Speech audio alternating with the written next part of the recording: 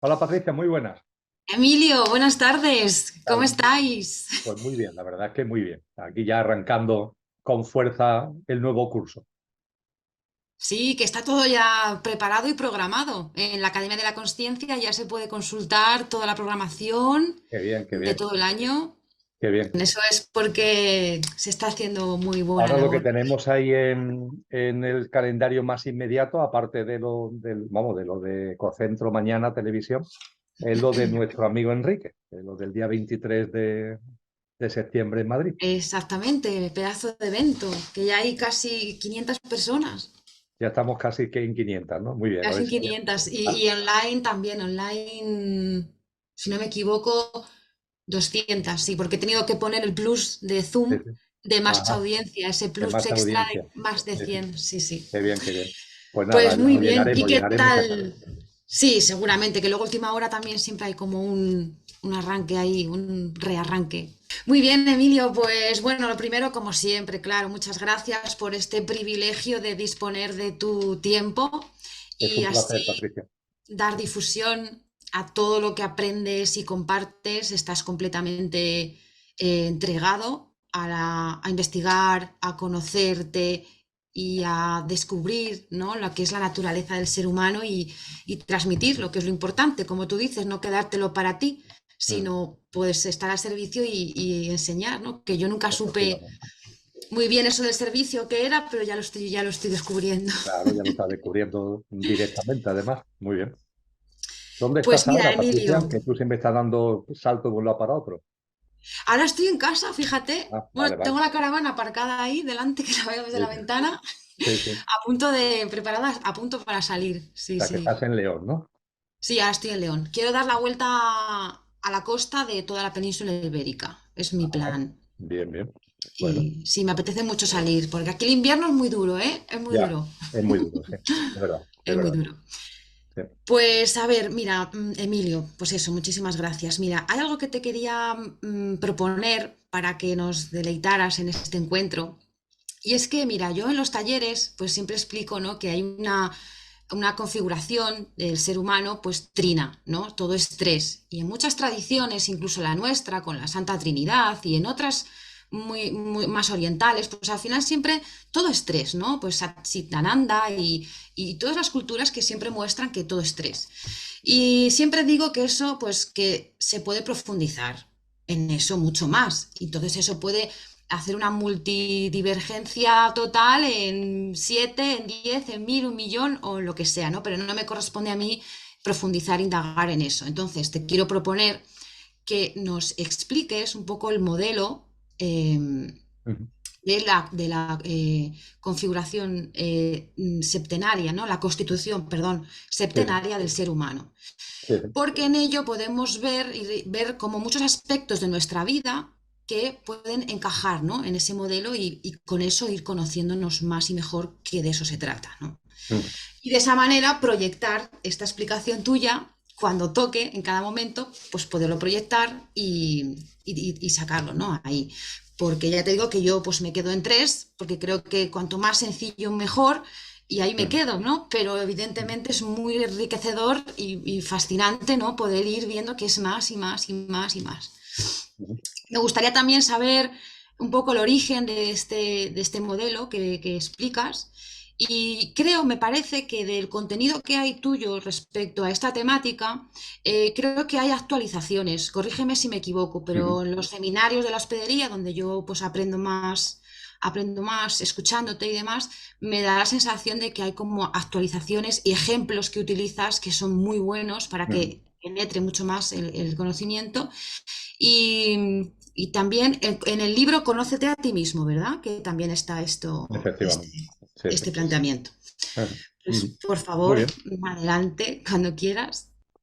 Muy bien, Muchas pues gracias. comenzamos entonces, Patricia, con mucho gusto. Gracias. Gracias. Ujú. Cuando hacemos mención a la constitución sextenaria del ser humano, estamos intentando abarcar lo que cada uno de nosotros somos en nuestra completud, es decir, en todos nuestros componentes. Y la constitución sextenaria lo que intenta precisamente es eso, acercarnos a cada uno de los componentes, también se le llaman cuerpos, también se le llaman ámbitos o aspectos de cada persona, del ser humano. Para entender la constitución sextenaria hay que empezar haciendo mención a lo más simple. Lo más simple tiene que ver con el hecho de que en el ser humano hay una parte imperecedera y una parte perecedera. La parte perecedera, efímera, pasajera, es la que termina con lo que llamamos el fallecimiento físico. Se acabó. Ahí termina la parte perecedera del ser humano.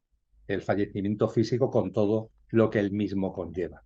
Pero las tradiciones espirituales, las escuelas filosóficas trascendentes, nos dicen que además de la parte perecedera, en el ser humano hay algo que no conoce la muerte. Es decir, que cuando el fallecimiento físico, insisto, con todo lo que implica, se produce, hay una parte del ser humano que sigue viviendo, que sigue existiendo, sin envoltura física, pero sigue viviendo y sigue existiendo. Es lo que tradicionalmente se ha hablado de esencia, que sería el componente imperecedero del ser humano, y apariencia, que sería la parte efímera, pasajera de cada uno de nosotros. A partir de ahí también se denomina pequeño yo a lo perecedero, a lo efímero, el pequeño yo físico, emocional, mental y la personalidad a él asociada. Y por otra parte, en cuanto a la esencia imperecedera, también se le ha denominado el yo superior.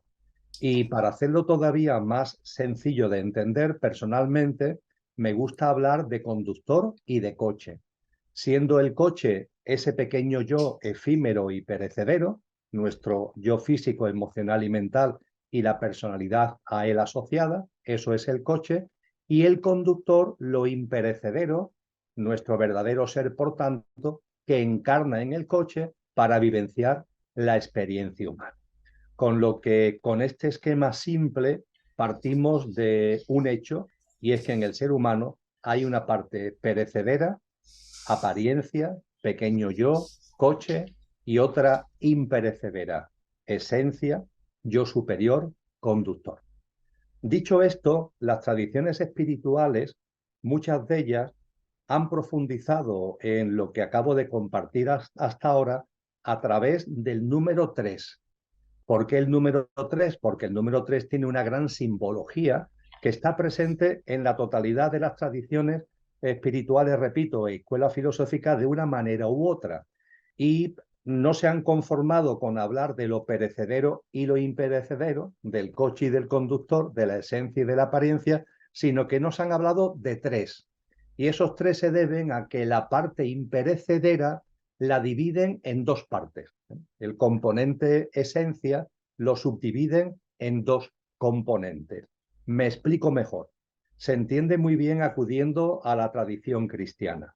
En la tradición cristiana, San Pablo, en sus cartas, creo que en concreto lo hace en la carta a los tesalonicenses, dice que el ser humano es cuerpo, alma y espíritu. 3 componentes que se identifican en la tradición cristiana en la persona: cuerpo, alma y espíritu. Teniendo que ver el cuerpo con nuestro pequeño yo, con la apariencia perecedera, y el alma y el espíritu como 2 componentes de nuestra esencia imperecedera. Concretamente, el espíritu sería el núcleo duro de nuestro verdadero ser, de naturaleza absolutamente divinal, sería la presencia de aquello que no tiene origen en todo lo originado y por tanto en el ser humano, sería por tanto lo que San Juan de la Cruz denominaba nuestra divinal esencia, y esa divinal esencia, habida cuenta de su pureza, necesita una especie de vehículo que es el alma para poder encarnar en el coche del pequeño yo. Con lo que en el ámbito del conductor tendríamos la esencia, el ser verdadero, que es el espíritu, y el alma como instrumento, como vehículo que utiliza el espíritu para encarnar en el coche, para encarnar en el pequeño yo. Esta apreciación, por tanto, de la constitución del ser humano es trina. Y este número 3 lo encontramos también en otras tradiciones. Por ejemplo, en la Grecia clásica. Si acudimos a la obra, pongamos por caso de Pitágoras, a la obra de Platón, se nos habla precisamente de esta constitución trina. y se nos habla de cuerpo, psique y neuma, siendo psique algo parecido al alma y neuma algo parecido al espíritu. Y en la tradición, por ejemplo, latina, en la tradición romana, ese gran emperador filósofo que fue Marco Aurelio, en su obra Meditaciones del siglo II, también nos habla de cuerpo, psique y neuma. Dicho esto, ha habido tradiciones que, sin embargo, han ido más allá. Es decir, que entendiendo y comprendiendo la importancia del 3 como clave, como una especie de llave maestra, ¿no? que pueda abrir la constitución del ser humano, han entendido otras tradiciones que habría que profundizar más. Y se ha hecho de distintas formas. La más acabada, la más completa, es sobre la que aquí estamos hablando, la constitución septenaria del ser humano. Siete componentes. Y la pregunta es, bueno, ¿y por qué 7? Compartíamos hace un momento que el 3 es un número con una gran presencia en todas las tradiciones y se puede utilizar de llave maestra para abrir lo que somos, percibiendo ese cuerpo, ese alma o psique y ese espíritu o neuma. Pero ha habido sabios y sabias y ha habido tradiciones que han dicho, junto con el 3 hay un número que abunda más, que profundiza más, que es el 7 y que también tiene una gran importancia en todas las tradiciones. De hecho, así es. Por ejemplo, en la tradición cristiana, el 7 es una constante. Pongamos por caso, cuando a Jesús se le habla del perdón y de cuántas veces hay que perdonar, Jesús de Nazaret contesta esa famosa frase de que hay que perdonar 70 veces 7. El 7 es un número de un hondo simbolismo espiritual y filosófico trascendente. Pero hay algo muy importante que la verdad, yo no sé cómo lo sabían antiguamente, si es que lo sabían, pero que lo sabemos ahora. Me explico. Desde tiempos antiguos se ha enseñado, está en los principios herméticos, pongamos por caso, se ha enseñado de cómo es arriba, es abajo, cómo es abajo, es arriba. Y que esa semejanza es por analogía. Es decir, hay una analogía entre lo de abajo y lo de arriba y lo de abajo. Este principio hermético, que está en el Corpus Hermeticum, con miles de años, está en el libro que resume estos principios herméticos llamado El Kybalión, que 3 iniciados, porque no quisieron dar sus nombres, publicaron en el año 1908. Este principio de correspondencia, de analogía, de cómo es arriba es abajo, cómo es abajo es arriba, lo utiliza mucho la ciencia desde siempre. Y de hecho está en la base del método de inducción-deducción. Inducción-deducción. ¿Qué es esto de la inducción y la deducción? Que a veces conozco lo de abajo, pero no tengo un conocimiento de lo de arriba. Bueno, pues a ver si gracias a lo que conozco en lo micro, puedo de alguna forma sacar conclusiones acerca de lo que será en lo macro. Pero también a la inversa. A veces lo que no conozco es lo micro, pero tengo unos principios, tengo unas leyes generales, a ver si de lo general, de lo macro, puedo de alguna forma sacar a colación lo concreto. Y esto, insisto, está en el método inductivo-deductivo que la ciencia viene utilizando y viene utilizando desde hace mucho tiempo y utiliza actualmente.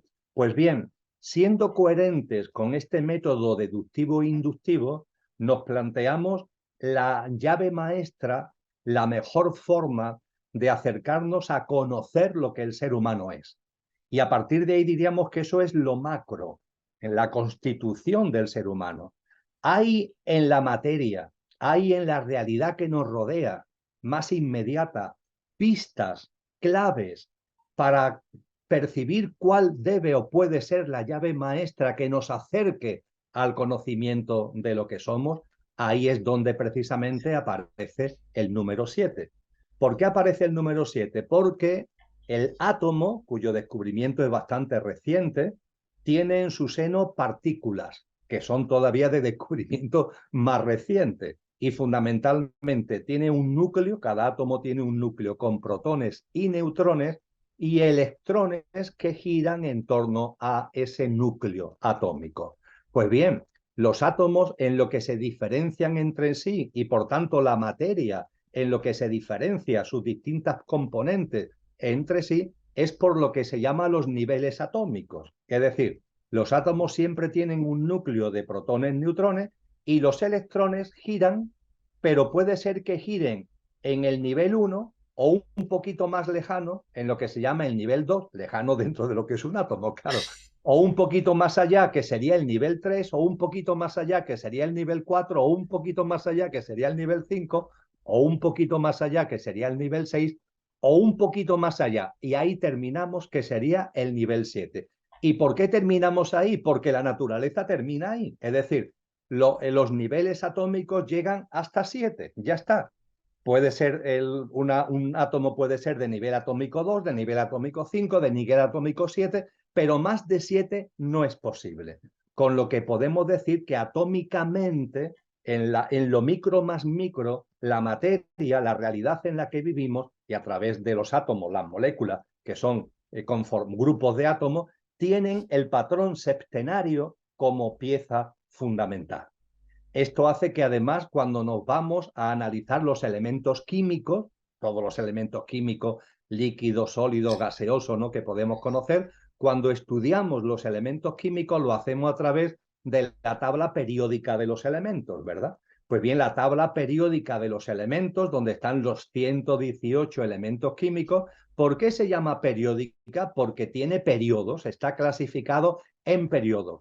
¿Cuántos periodos hay dentro de la tabla periódica? 7. Se vuelve a repetir el patrón septenario. Y cuando analizamos los elementos químicos, vayamos a la parte de la tabla periódica que vayamos, podemos ver que hay una especie de hilo conductor entre un elemento químico, el siguiente ya van 2, el siguiente ya va 3, el siguiente ya van 4, el siguiente ya van 5, el siguiente ya van 6, el siguiente ya van 7, y el siguiente tiene una enorme similitud con el 1 de la serie anterior. Por tanto, del 1 al 7 y después el 8, que es el primero de la siguiente serie, tiene una similitud con el 1 de la serie anterior y a partir de ahí vuelve a darse el 2, 3, 4, 5, 6, 7 y el siguiente vuelve a tener un gran parecido, semejanzas atómicas y semejanzas con el 1, con lo que, fíjate, tenemos que percibir la maravilla de lo que es este patrón septenario. Un patrón septenario que, siguiendo en el ámbito científico, lo tenemos actualmente y es algo que se conoce muy recientemente en lo que es el espectro. Cuando hacemos cálculos de espectro, fotografías espectrales, también hemos comprobado que hay distintos tipos de ondas. ¿Cuántos tipos de ondas analizando el espectro hay? También son 7, también vuelve a aparecer el número 7. Y no debemos olvidar que en un ámbito distinto, pero también relacionado con todo lo que estamos hablando, como es la música, la escala musical, el fundamento de la música es la denominada octava. Y la octava, aunque se le llame octava, también responde al patrón septenario, porque es do, re, mi, fa, sol, la, si, van 7, do, ahí termina la octava. Pero claro, el do, fíjate, es como el primer do, lo que pasaba en la tabla periódica de los elementos que antes compartía, ¿no? Y podía seguir porque son muchos los ejemplos que nos llevan a la conclusión de que la realidad en la que vivimos, la naturaleza, la materia, tiene claramente un patrón septenario.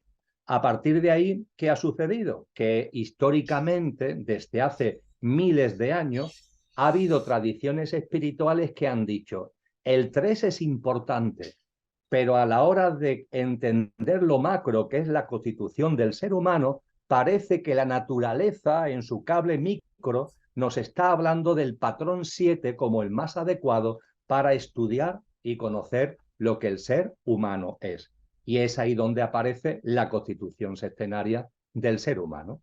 Una constitución septenaria que fundamentalmente nace en el ámbito oriental y que muy en particular está en la base de la ciencia del yoga. Cuando se estudia el yoga, cuando se estudia, por ejemplo, los Yoga Sutras de Patanjali, ¿no?, que en el siglo II recopilan, ¿no?, todas las enseñanzas que tenían muchos muchos siglos anteriores, ¿no?, de tradición de boca a oído, cuando Patanjali lo recopila en un texto, cuando estudiamos el Raja Yoga, la ciencia del yoga, percibimos la presencia de la constitución sextenaria, porque dentro del yoga precisamente incluso se hablan de distintas técnicas. Hoy día, malamente, erróneamente, algunos hablan de distintos yogas. La realidad es que el yoga es uno, que es el Raja Yoga, pero es cierto que dentro del yoga hay como prácticas que van dirigidas a uno u otros componentes que hay en el ser humano. Y esos componentes son precisamente los que se ponen de manifiesto en la constitución sextenaria. Ahora vamos a recordar cuáles son, pero hay que tener en cuenta que uno de esos componentes es la parte etérica o energética que todos tenemos. Pues bien, en el ámbito del yoga, las prácticas de pranayama, de respiración, van dirigidas precisamente a darle fluidez, a darle movimiento, a darle armonía a nuestro cuerpo etérico o energético. También, evidentemente, tenemos un cuerpo físico. Dentro del yoga están las asanas, los ejercicios que van dirigidos al cuerpo físico. Pero también tenemos un mundo emocional. Y en el ámbito del yoga se habla de unas prácticas que son yama niyama, que tiene que ver con la armonización de nuestro mundo emocional, y también prácticas como el karma yoga, el yoga de la acción, o también incluso el bhakti yoga, el yoga de la devoción, que van muy encaminados a darle equilibrio y armonía a nuestro mundo emocional. Pero también tenemos un mundo mental, y dentro del mundo mental, el pratyahara, dentro de la ciencia del yoga, y por supuesto todo lo que es el avance por sanyama, por la meditación, está muy focalizado en darle serenidad, en sosegar, en ir, entre comillas, estabilizando nuestro mundo mental. Y por supuesto, dentro de la ciencia del yoga, fundamentalmente ya en los estados más avanzados de sanyama, de meditación, ya cuando estamos en dharana, dhyana especialmente, y samadhi fundamentalmente, ya es donde podemos percibir a través de estas prácticas de yoga la presencia en nosotros no solamente de componentes perecederos, energéticos, físicos, emocionales, mentales, sino también la presencia en nosotros de componentes imperecederos, de esa divinal esencia a la que hacía referencia San Juan de la Cruz, que también practicaba la meditación, que en el argot cristiano se le daba el nombre de alta contemplación o de yoga, perdón, de alta contemplación o de éxtasis, a lo que en la tradición del yoga se le llama samadhi. Con lo que, repito, la constitución sextenaria, en cuanto a su elaboración, en cuanto a su configuración, procede fundamentalmente de la espiritualidad oriental, tuvo lugar hace miles de años y está presente muy en particular en la ciencia del yoga, que aunque el primer texto que disponemos es del siglo II después de Cristo, tenemos constancia de que viene de mucho antes en cuanto a su plasmación, aunque la enseñanza fuera de boca a oído. ¿Y cómo llega la constitución sextenaria a Occidente? Porque claro, nace en Oriente. ¿Cómo llega a Occidente? Bueno, hasta cierto punto tiene un camino relativamente semejante al propio yoga, ¿no? Porque el yoga nace en Oriente y hay un momento determinado que empieza a llegar a Occidente, que es fundamentalmente desde la parte final, el tramo final del siglo XIX, y por supuesto ya durante todo el siglo XX hasta llegar al momento presente en este año 2023 en el que nos encontramos.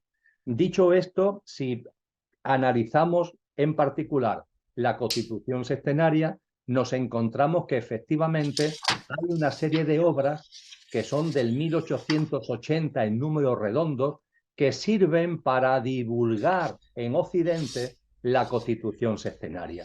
Muy en particular, creo que hay que destacar la doctrina secreta de Elena Blavatsky como un texto que difunde de un modo muy potente la constitución sextenaria en Occidente. Pero también podíamos hacer referencia a Eliphas Levi, conocido como Papus, que también en una de sus obras sirvió para divulgar la constitución sextenaria, o a otro gran investigador y una persona de una gran espiritualidad que fue Sinet, que también, escribiendo sobre el budismo esotérico, también acercó a Occidente todo lo que tiene que ver con la constitución sextenaria. Y a partir de ahí la constitución sextenaria ha ido cogiendo peso, ha ido cogiendo cuerpo, nunca mejor dicho, y hoy día es un instrumento que tenemos a nuestra disposición y que además lo tenemos muy bien desarrollado. Es decir, no conocemos una constitución sextenaria de una manera vaga, no genérica, sino que tenemos un conocimiento preciso porque ha habido ya muchos sabios y sabias que han puesto ese conocimiento y esa sabiduría a nuestra disposición. Y dicho esto, creo que ya hemos recorrido todo el preámbulo necesario para adentrarnos en la pormenorización de lo que es esa constitución sextenaria, que por supuesto, faltaría más, tiene siete componentes, se perciben, se ven 7 componentes en el ser humano, aunque eso sí, también se nos advierte que esos 7 componentes no son compartimentos estancos, sino que están interrelacionados entre ellos. Es decir, no podemos ver los componentes de la constitución sextenaria como cosas aisladas. No, no, no. Todo está interrelacionado. Incluso lo imperecedero está relacionado con lo perecedero y viceversa. Y por supuesto que todos los ámbitos presentes en el ser humano que vamos a analizar de la mano de la constitución sextenaria, hay una interrelación entre ellos. Y responden a la gran categoría de lo perecedero y de lo imperecedero, es decir, de lo efímero y de lo permanente en nosotros. Y concretamente, dentro de la constitución sextenaria, a lo que es efímero, perecedero, pasajero, se le conoce con el nombre del cuaternario inferior. Cuaternario porque son 4 componentes. Inferior es una forma de describir que son perecederos, que no son permanentes, que son pasajeros. Por eso se le llama precisamente inferior, por eso se le califica de cuaternario inferior. Son 4 y son perecederos. Y junto con los 4 perecederos hay 3 que configuran el 7, hay 3 que cuando en el ser humano se produce el fallecimiento físico, con todo lo que ello implica, siguen ahí, siguen vivos, constituyen, vamos a decirlo así, nuestro verdadero ser. Y a esos componentes imperecederos se le llaman superior. Y concretamente, como son 3, ahora veremos cuáles en concreto, se le llama trinario superior. Con lo que la constitución sextenaria tiene internamente e íntimamente relacionado entre sí estas 2 grandes categorías o estos 2 grandes campos, el cuaternario inferior y el trinario superior. La apariencia, el pequeño yo, lo perecedero, cuaternario inferior. La esencia, lo imperecedero, el yo superior, el trinario superior. Y ahora lo que hacemos, si te parece, es entrar ahora en cada uno de ellos. Vamos a abrir el cajón del cuaternario inferior y después el del trinario superior. Yendo al cuaternario inferior. Lo primero a destacar en el cuaternario inferior es, lo he citado ya antes, nuestro componente etérico. El componente etérico que tenemos todos los seres humanos. Ese componente etérico, hablando de lo perecedero que hay en nosotros, tiene un problema y es que no se ve, pero aunque no se vea, se percibe y se siente. Porque el cuerpo etérico tiene que ver con nuestra vitalidad, con nuestro ánimo, con nuestra energía vital, con eso que cuando nos levantamos por la mañana tenemos ganas de levantarnos, nos levantamos y nos gustaría quedarnos en la cama cuando nos falta esa vitalidad, cuando nos falta esa energía. El cuerpo etérico tiene igualmente que ver con todo el mundo, todo ese enorme mundo que en la ciencia del yoga se llaman los nadis y también los chakras. De modo y manera que el cuerpo etérico es como, el ejemplo que a mí me gusta poner, es como el tapete del ser humano, el tapete. Y el cuerpo físico, al que haremos referencia inmediatamente, sería como las fichas que se ponen sobre el tapete. Es decir, podemos imaginar un rompecabezas o un puzzle donde tenemos un tapete con el dibujo del puzzle que vamos a componer y después tenemos las fichas que vamos colocando una a una sobre el tapete para hacer el puzzle, ¿verdad? Pues bien, cuando el puzzle esté completo, ¿qué es lo que estaremos viendo? Las fichas. Ese sería nuestro cuerpo físico. Pero por debajo de las fichas está el componente etérico, está el mundo etérico del ser humano, que sería el tapete. Y ese cuerpo etérico sirve, por tanto, de molde al cuerpo físico. Y también en la tradición de la constitución sextenaria nos dicen que ese cuerpo etérico, sirviendo de molde, también le aporta al cuerpo físico, como acabo de compartir, la vitalidad, la fuerza vital. Porque nuestro cuerpo etérico, sobre el que, por ejemplo, cuando se hace acupuntura, las agujas de la acupuntura se pinchan en la epidermis, pero no en cualquier punto de la epidermis, sino que se focalizan en puntos energéticos, es decir, son puntos de la epidermis que al pinchar ahí la aguja están afectando no ya a la ficha, sino al tapete que está debajo, a lo energético que está debajo. O, por ejemplo, una práctica que hoy realizan muchas personas, que es la práctica del Reiki. Cuando una persona da Reiki o recibe Reiki, a veces se usan las manos para dar Reiki y se pueden poner esas manos hacia el receptor en distintas partes del cuerpo. Podríamos pensar que como se utilizan las manos y las manos se ponen sobre partes del cuerpo físico, el Reiki mueve cosas físicas, pero no, el Reiki mueve energía. Lo que se está movilizando por el que lo da y el que está recibiendo lo que recibe es un movimiento energético que está en sintonía, que está en relación con ese cuerpo etérico, con ese cuerpo energético al que venimos haciendo referencia. Y el cuerpo etérico o energético tiene la ventaja de que al ser etérico o energético, repito siempre etérico o energético porque se entiende mejor con la denominación de energético, pero las tradiciones siempre lo han llamado etérico, ¿no? Por eso, para no pelearme con nadie, prefiero darle siempre las dos denominaciones. Y ese cuerpo etérico o energético, claro, no tiene la densidad que tiene el cuerpo físico. El tapete es sutil. Las fichas del tapete, el cuerpo físico, son densas. Y eso le permite al cuerpo etérico algo muy importante, y es que al ser más sutil es permeable. Y es permeable con relación a la vida que nos rodea.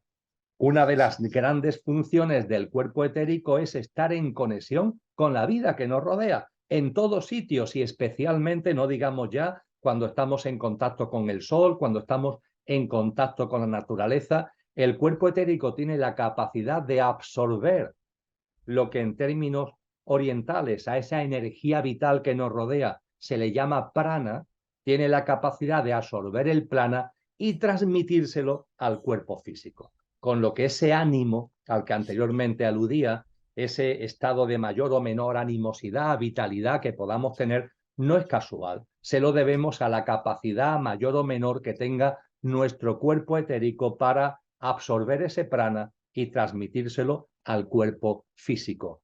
A partir de ahí es importante la calidad de nuestro cuerpo etérico. Y la calidad de nuestro cuerpo etérico tiene dos fundamentos básicos. Por un lado, el ser conscientes que como todo está interrelacionado en la constitución sextenaria, hablaremos ahora de nuestro mundo emocional y de nuestro mundo mental, como otros componentes del cuaternario inferior de la constitución sextenaria. Ahora iremos a ello.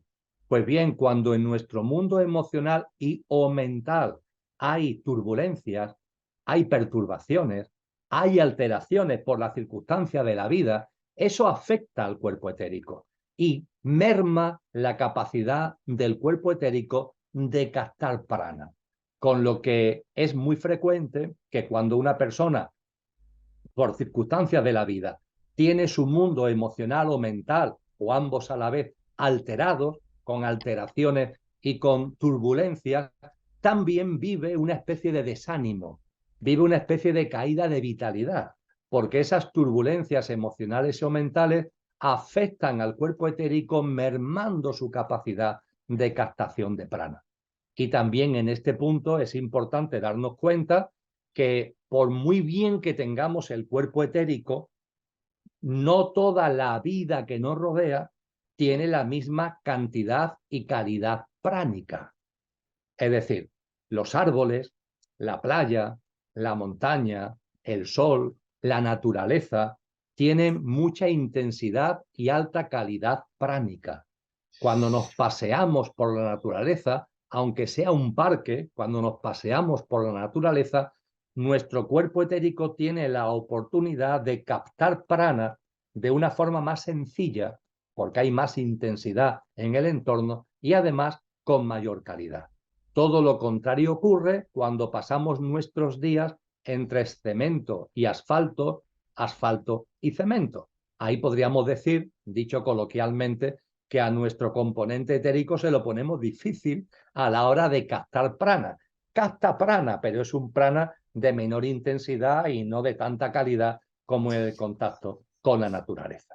Con lo que en la constitución sextenaria a nuestro componente energético, a nuestro componente etérico, se le da mucha importancia como molde del físico y como captador y transmisor de algo tan importante como es la energía vital, las ganas de vivir, las ganas de afrontar el día, la vitalidad y el ánimo. A partir de ahí, en la constitución sextenaria inmediatamente se nos habla del cuerpo físico. El cuerpo físico para nosotros es más conocido, entre comillas, que el etérico energético. Ahí está a simple vista. No obstante, en la constitución sextenaria no se quedan solamente con mencionar al cuerpo físico, se nos habla de algo tan importante, son varias las cosas importantes que se enseñan con relación al cuerpo físico, pero a mí siempre me ha llamado mucho la atención el hecho de que no debemos olvidar que nuestro cuerpo físico habla, se comunica con nosotros.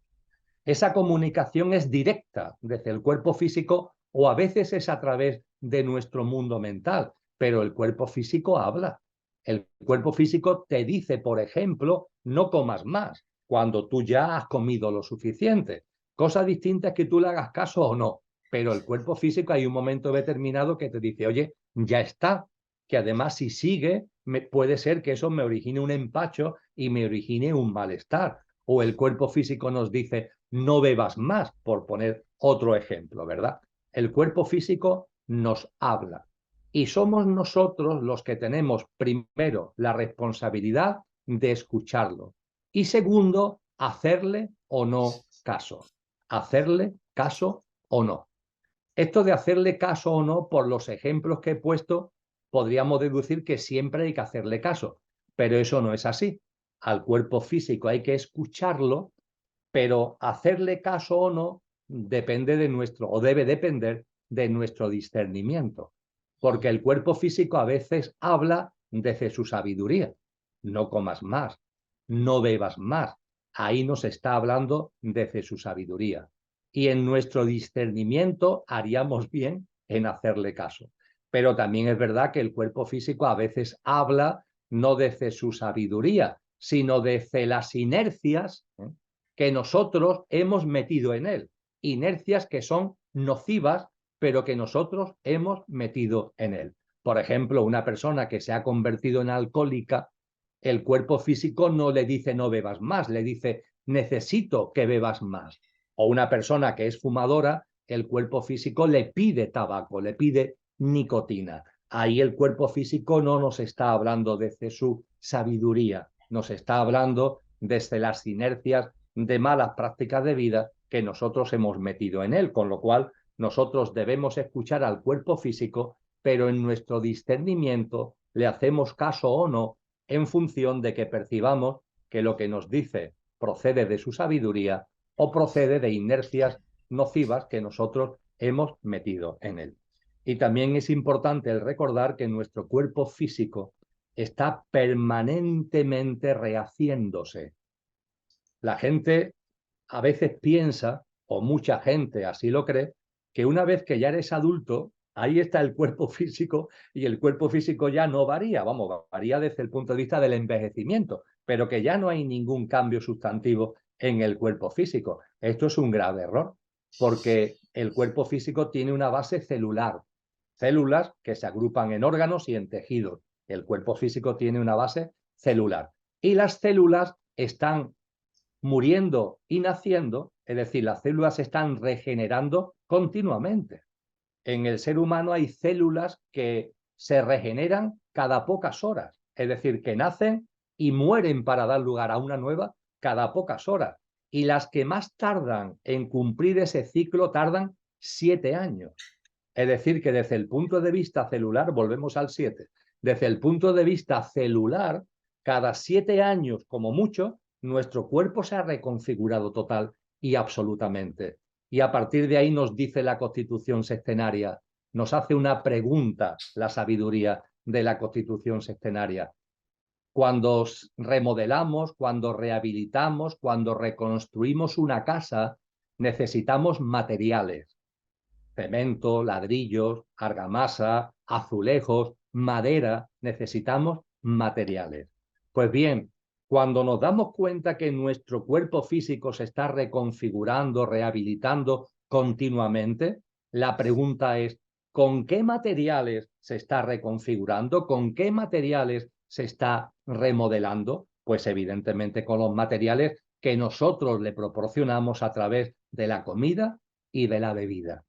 Con lo que, ojo, con la calidad de la comida y de la bebida, porque en función de la calidad de la comida y de la bebida será la calidad de los materiales con los que tu cuerpo se está reconstituyendo. Y esa calidad no tiene que ver con otra cosa, sino con la frecuencia vibracional. Esto está enseñado en la Constitución sextenaria desde el tiempo de los textos védicos. Uno de los Vedas, de los 4 grandes libros Vedas, es el libro de la salud, la ciencia de la salud, Ayurveda. Ayur significa salud, Veda significa ciencia o conocimiento, y ahí ya se nos advierte de que lo que bebemos y lo que comemos tiene una calidad que ahora podemos decir fehacientemente que es una calidad mayor o menor vibracional. De modo y manera que cuando bebemos bebidas alcohólicas o cuando ingerimos bebidas gaseosas, cuanta más alcohol y más gas tengan, menor es la calidad de la bebida y por tanto del material que le estamos suministrando al cuerpo. Desde el punto de vista de esta sabiduría, el agua es la bebida más pura, la bebida de mayor vibración que podemos ingerir. Más y mesí en los tiempos actuales, donde el agua viene ya con un tratamiento, ¿no?, de las depuradoras y demás, pues tenemos hacia ella un cierto cariño y la soleamos, la ponemos en recipiente de cristal, le acompañamos de algunas piedras que contribuyen a su energetización, y el agua, por tanto, tiene una potencia vibracional que hace que el aporte de calidad al cuerpo sea muy alto, cosa que no sucede con las bebidas alcohólicas y gaseosas, y cuanto más alcohol y más gas tengan, pues de menor calidad es. Y desde el punto de vista de los alimentos sucede lo mismo. Y ahí opera el sentido común. Los alimentos, entre comillas, vivos, son alimentos que tienen mayor frecuencia vibracional. Cuando digo vivo me estoy refiriendo a frutos secos, a frutas, a verduras, a hortalizas, todo lo que es el mundo vegetariano. En cambio, cuando lo que ingerimos son alimentos muertos, la vibración de esos alimentos muertos es muy inferior y no le estamos aportando al cuerpo calidad, sino todo lo contrario. Por ejemplo, la carne, que no solamente es un cadáver, ¿no?, de un animal, sino muchas veces es carne de dolor por todas las vejaciones que ese animal ha sufrido hasta su sacrificio, pues tiene una calidad muy baja, y eso deberíamos tenerlo también en cuenta. Con esto no estoy diciendo que dejemos de comer carne por algo como es la calidad vibracional, que ahí está para que también lo tengamos en cuenta. A mí lo que me lleva a no comer carne es la compasión hacia esos seres precisamente. Pero en cualquier caso, la Constitución sextenaria nos da este aporte que es enormemente interesante acerca de la calidad de los materiales que a través de la bebida y de la comida le estamos dando a nuestro cuerpo en ese proceso de reconstitución que tiene permanentemente. Con lo cual ya llevamos 2 componentes, el etérico y el físico. El etérico es la base, por así decir. El cuerpo físico está configurado sobre el molde del cuerpo etérico, y a partir de lo etérico y de lo físico aparecen los otros 2 ámbitos del cuaternario inferior. Ya lo hemos citado, lo emocional y lo mental. Y lo emocional y lo mental no lo vemos, pero desde luego sí lo sentimos, ¿verdad? Evidentemente, creo que cualquier persona se ha dado cuenta hace ya tiempo que tenemos un mundo emocional, el mundo de las emociones. Ese mundo de las emociones que además puede ser que esté sereno y calmado, pero que en momentos concretos, como decía antes, por las circunstancias de la vida, se puede alterar. A partir de ahí, la constitución sextenaria nos enseña a serenar, a calmar nuestro mundo emocional. Se nos habla de la importancia de estar atentos a nosotros mismos, porque hay una práctica que es la de la autoobservación y la toma de conciencia de lo que se está moviendo en nosotros y la aceptación. Y a partir de ahí, esa observación, toma de conciencia y aceptación son tres en uno. Observación, tomo conciencia de lo que se mueve en mí y lo acepto, contribuye enormemente a calmar nuestro mundo emocional. Por ejemplo, cuando estamos tristes o cuando estamos enfadados, según la constitución sextenaria, hay una alteración, hay una perturbación con ese enfado, con esa tristeza en nuestro mundo emocional. ¿Cómo proceder ante ello? Pues primero nos observamos. Segundo, tomamos conciencia, oye, estoy enfadado, oye, estoy triste. Y a partir de ahí lo aceptas, acéptalo, ya está. ¿Cómo que ya está? Hay algo en nosotros, nuestra mente que pide más, ¿cómo que ya está? No, no, ya está. El simple hecho de la toma de conciencia y la aceptación ya es transformador. Y la práctica lo dice con claridad. Nos dice con claridad que, por ejemplo, si nos enfadamos y en lugar de no reflexionar sobre eso, es decir, la constitución sextenaria nos dice, toma conciencia, acéptalo, pero claro, tomando conciencia, si eso lo haces, te darás cuenta que cada vez te enfadas menos y que además cuando te enfadas, el enfado cada vez durará menos. Eso no sucede si te enfadas y te enfadas y te enfadas y no hay en ti una toma de conciencia. Pero cuando la toma de conciencia, el darte cuenta sucede y además lo aceptas, vaya hombre, me volví a enfadar, eso es como un disolvente que paulatinamente es una práctica que paulatinamente va haciendo que cada vez te enfades menos, que cuando te enfadas el enfado dure menos. Prácticas como esta tienen como finalidad contribuir a serenar, contribuir a calmar nuestro mundo emocional. Y hay que tener en cuenta también que en esa calma del mundo emocional hay cosas, eso está muy presente en el yoga. Hablaba hace un rato de llama ni llama. Llama ni llama son dos fases, dos etapas del yoga. Llama va dirigido a cosas que harías bien en tu vida de podar, que harías bien en podar de tu vida, con el objetivo de calmar tu mundo emocional. Y ni llama son cosas que harías bien en incluir en tu vida porque te ayudan a calmar el mundo emocional. Un ejemplo de lo que haríamos bien en podar, pues todo lo que tiene que ver con la codicia, todo lo que tiene que ver con las envidias, porque eso te altera emocionalmente. Evidentemente, una persona que codicia, una persona que envidia, una persona que roba, una persona que daña, está haciendo un daño al otro de una forma u otra. Pero es que se lo está haciendo a él mismo y muy directamente se lo está haciendo por la alteración que eso provoca en su mundo emocional. Eso, quitar, podar este tipo de cosas de nuestra vida tiene que ver con llama.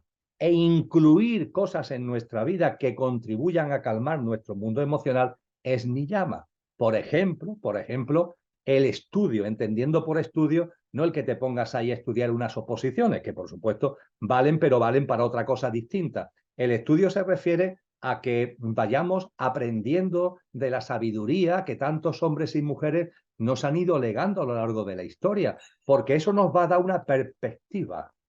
Es como un conocimiento, una sabiduría que nos va a ir permitiendo no quedarnos en el árbol, sino ver el bosque. Y muchas de nuestras alteraciones emocionales tienen que ver porque estamos en modo árbol y no somos capaces de ver la perspectiva del bosque. Muchas veces sucede algo y no somos capaces de entender que todo tiene un sentido profundo, como nos han enseñado los sabios, y que viendo el bosque, no el árbol, sino el bosque en su conjunto, cuando una puerta se cierra es para que después se abra otra, que después abrirá otra, y que todo tiene en definitiva su porqué y su para qué. Claro, cuando gracias a tu reflexión, gracias a tu discernimiento, a este estudio de las grandes enseñanzas que nos han dado, esto lo vas interiorizando, forma parte del niyama, eso va dándote una perspectiva distinta que calma, que te serena en tu mundo emocional.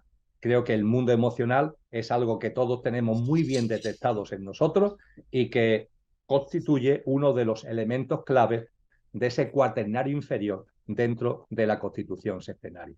Y por fin, el cuarto elemento de ese cuaternario es el mundo mental, todo lo que es nuestro mundo mental. Y en el mundo mental, la constitución sextenaria nos habla de que tenemos dos niveles, es decir, nuestro plano mental tiene dos niveles, el, el inferior y el superior.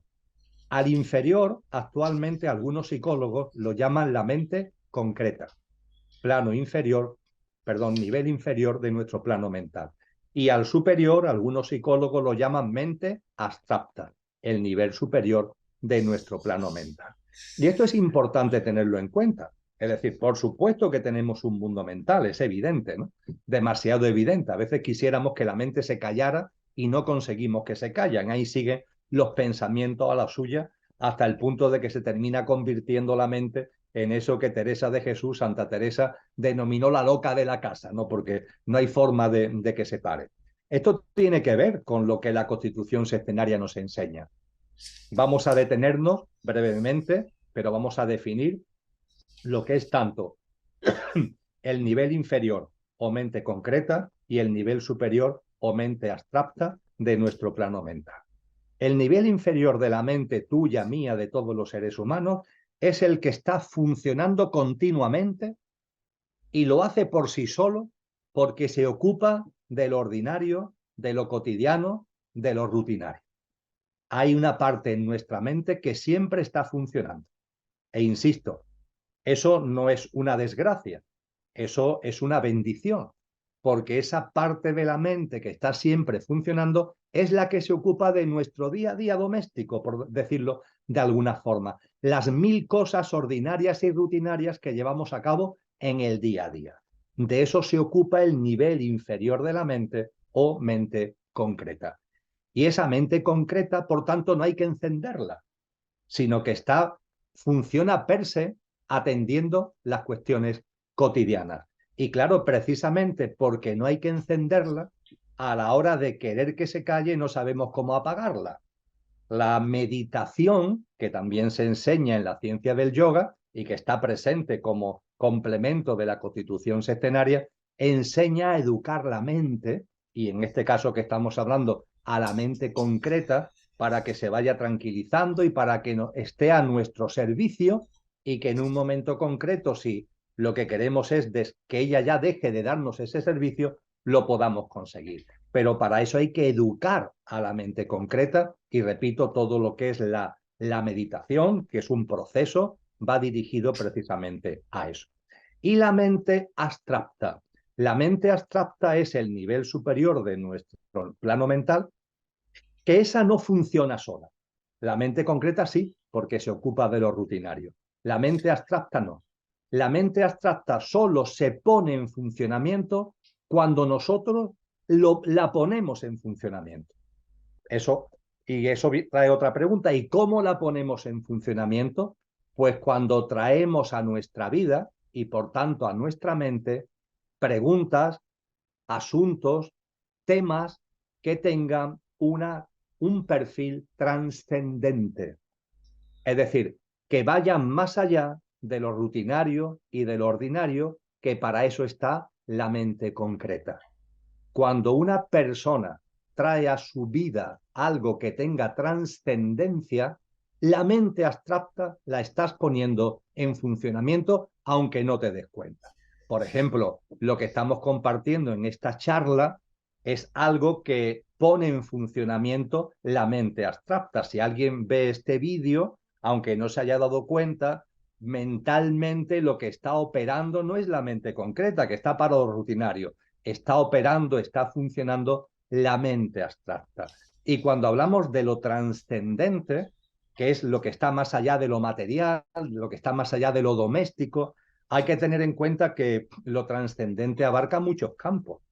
Lo trascendente abarca no solamente la conciencia o la espiritualidad, también la ciencia.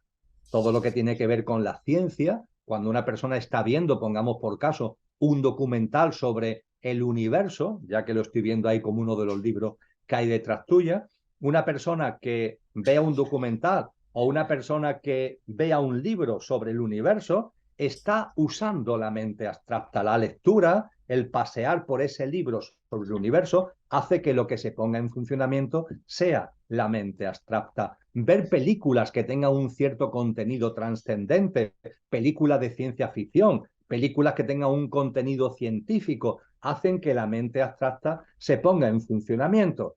Pero igualmente todo lo que tiene que ver con la creatividad y con el arte. No solamente la ciencia, no solamente la espiritualidad, la conciencia o por supuesto la filosofía, sino que también las artes sirven para desplegar, para abrir, para utilizar la mente abstracta. Y dentro de las artes, aquello de lo que a cada cual dentro del mundo artístico le despierte su inspiración, le despierte su creatividad, y tiene que ver también con nuestros dones y talentos, ¿no? La ejercitación de nuestros dones y talentos. Con todas estas formas se usa la mente abstracta. Y la mente abstracta tiene una singularidad. Y con ello terminamos el estudio de la misma, de esta mente abstracta, y con ello del ámbito mental, y con ello del cuaternario inferior.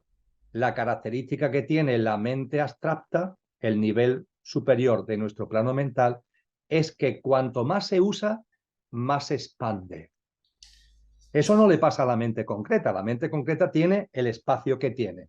En cambio, la mente abstracta, cuanto más lo uses, su capacidad es mayor. Es lo que se llama en la constitución sextenaria la expansión. La mente abstracta tiene la capacidad de expandirse, pero no se expande por casualidad. Se expande gracias a su uso. Y cuanto más la use, más se expande, más se abre y más se expande. Y con esto hemos terminado el resumen muy sintético, muy breve, de lo que es el cuaternario inferior. Y para que se nos quede una imagen gráfica de este cuaternario inferior que nos explica la constitución sextenaria, a mí me gusta utilizar el símil de un edificio, algo tan simple como un edificio de varias plantas.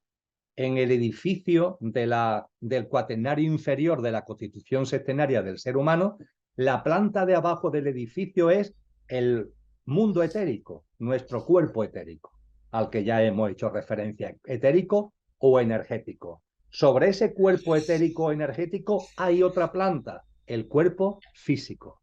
Sobre el cuerpo físico, encima, hay otra planta, nuestro mundo, nuestro ámbito emocional. Y por encima de lo emocional está lo que podríamos decir que es el plano más elevado del cuaternario inferior, que es la mente, todo lo que tiene que ver con lo mental, que precisamente es la gran característica del ser humano. De hecho, fíjate que en un lenguaje que tiene miles de años, como es el sánscrito, todo lo que se relaciona con la mente se le llama manas. Y de ahí precisamente viene el término humana, humano, humanidad, porque es manas, la mente, lo que de verdad diferencia al ser humano. Y esto no solamente se da en castellano, esa reminiscencia del manas está en inglés, donde hombre es man, o está en alemán, donde también es man, pero con doble N final.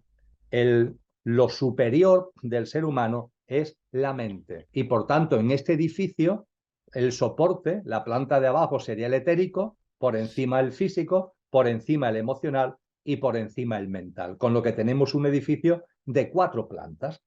Pero claro, hay un pequeño problema con este esquema, y es que hemos dicho, y es muy importante que no lo olvidemos, que en nuestro mundo mental hay 2 niveles. En nuestro plano mental está la mente concreta o inferior y la mente abstracta o superior. En el símil del edificio, ¿esto cómo lo resolvemos? Pues muy sencillo. Aquí tenemos el etérico, aquí tenemos el físico, aquí tenemos el emocional, aquí tenemos lo mental, ¿verdad? Bien, pues a esta planta, 1, 2, 3, 4, a la planta 4 es o representa nuestro mundo mental inferior o mente concreta. Y la azotea representa nuestro mundo mental superior o mente abstracta. Con lo que este símil del edificio, con sus plantas y con la azotea, nos define perfectamente. Es un símil muy válido para acercarnos a lo que es el cuaternario inferior en la constitución sextenaria del ser humano. Y dicho esto, podemos pasar al trinario superior. Todo lo que es el edificio está de una forma u otra llamado a morir. Las tradiciones nos dicen que lo primero que percibimos como fallecimiento es el fallecimiento físico, ¿verdad? Efectivamente, el cuerpo físico fallece. A partir de ahí se pone en marcha un proceso. El cuerpo etérico se disuelve entre 48 y 72 horas después de nuestro fallecimiento físico. Y mientras tanto, el componente etérico del ser humano está lo más cerca posible de donde esté el cuerpo físico.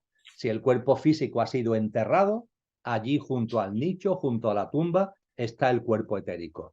Si el cuerpo etérico ha sido incinerado, donde estén las cenizas o donde las cenizas se hayan echado, por allí estará pululando el cuerpo etérico. Pero en cualquier caso, en 48 o 72 horas después del fallecimiento físico, el cuerpo etérico queda disuelto.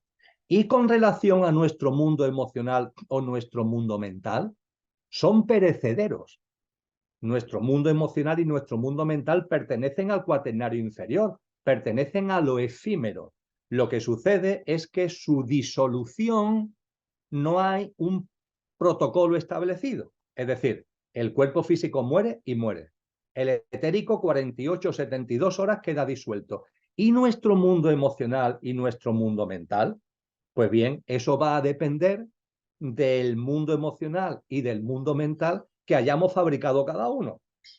Dicho de una forma más clara, si por comportamientos egoicos, egoístas, egocéntricos, materialistas, cuando vivimos de esa manera, aunque no nos demos cuenta, nuestro mundo emocional y nuestro mundo mental lo estamos densificando. Y esa densificación hace que cuando fallecemos físicamente, la disolución tarde, no sea una disolución rápida, fluida, sino que la disolución se producirá, pero se demore en el tiempo. En cambio, cuando hacemos una vida, yo diría que más normal, no tan apegada a lo egoico y a lo egocéntrico, sino con un sentido de la vida, con un componente donde la generosidad, la empatía, la compasión, en definitiva el amor, tenga una mayor presencia, eso contribuye a que nuestro mundo emocional y mental no esté tan identificado y la disolución tras el fallecimiento físico es cuestión de muy pocos días. Pero esto es importante tenerlo en cuenta. El edificio entero, con el fallecimiento físico, el edificio entero que hemos descrito va a desaparecer. Pero el componente mental y emocional tardará más o menos en desaparecer, en diluirse, en función de cómo nosotros hayamos vivido. Y pasamos así al trinario superior. El trinario superior es lo que cuando fallece va a seguir vivo. Ese no se va a disolver, ese va a seguir vivo porque es lo que realmente somos.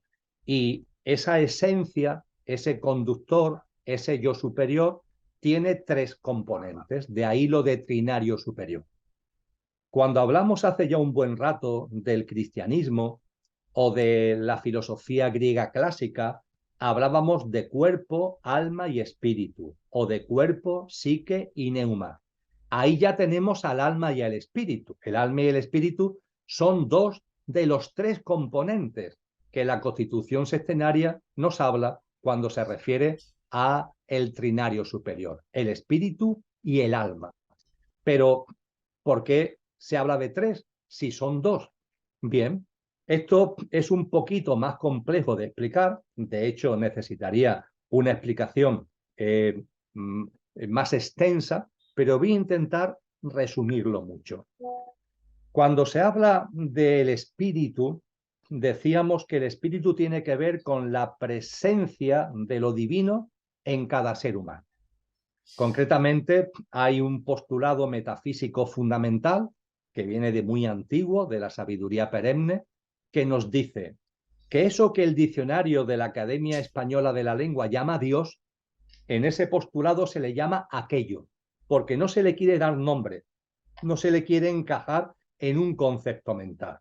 Y hablando de Dios, dándole el nombre de aquello, se nos dice, aquello que no tiene origen es origen de todo lo originado.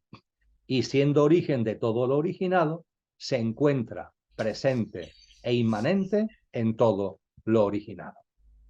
La primera parte del postulado, aquello que no tiene origen es origen de todo lo originado, es una hipótesis. Lo podemos contemplar como hipótesis.